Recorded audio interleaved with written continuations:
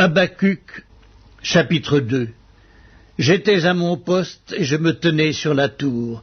Je veillais pour voir ce que l'Éternel me dirait et ce que je répliquerais après ma plainte. L'Éternel m'adressa la parole et il dit « Écris la prophétie, grave-la sur des tables afin qu'on la lise couramment. Car c'est une prophétie dont le temps est déjà fixé, elle marche vers son terme et elle ne mentira pas.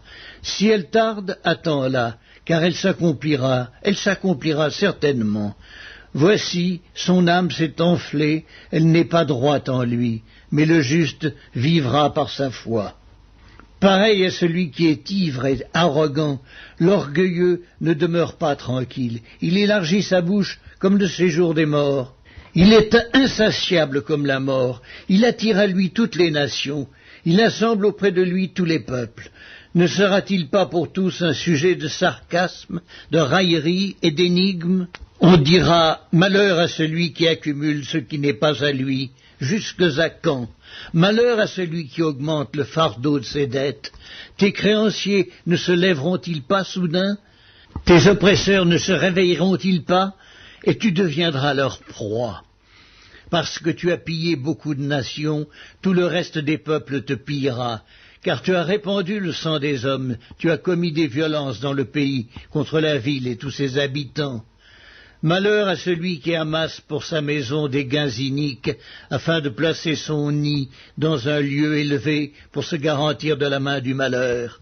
C'est l'opprobre de ta maison que tu as résolu, en détruisant des peuples nombreux, et c'est contre toi-même que tu as péché, car la pierre crie du milieu de la muraille, et le bois qui lie la charpente lui répond. Malheur à celui qui bâtit une ville avec le sang, qui fonde une ville avec l'iniquité. Voici, quand l'Éternel des armées l'a résolu, les peuples travaillent pour le feu, les nations se fatiguent en vain. Car la terre sera remplie de la connaissance de la gloire de l'Éternel, comme le fond de la mer par les eaux qui le couvrent. Malheur à celui qui fait boire son prochain, à toi qui verses ton outre et qui l'enivre, afin de voir sa nudité, tu seras rassasié de honte plus que de gloire. Bois aussi toi-même et découvre-toi. La coupe de la droite de l'Éternel se tournera vers toi, et l'ignominie souillera ta gloire. Car les violences contre le Liban retomberont sur toi, et les ravages des bêtes t'effrayeront, parce que tu as répandu le sang des hommes et commis des violences dans le pays contre la ville et tous ses habitants. À quoi sert une image taillée pour qu'un ouvrier la taille? À quoi sert une image en fonte et qui enseigne le mensonge pour que l'ouvrier qui l'a faite place en elle sa confiance, tandis qu'il fabrique des idoles muettes? Malheur à celui qui dit au bois « Lève-toi », à une pierre muette « Réveille-toi ». Donnera-t-elle instruction? Voici, elle est garnie d'or et d'argent, mais il n'y a point en elle un esprit qui l'anime.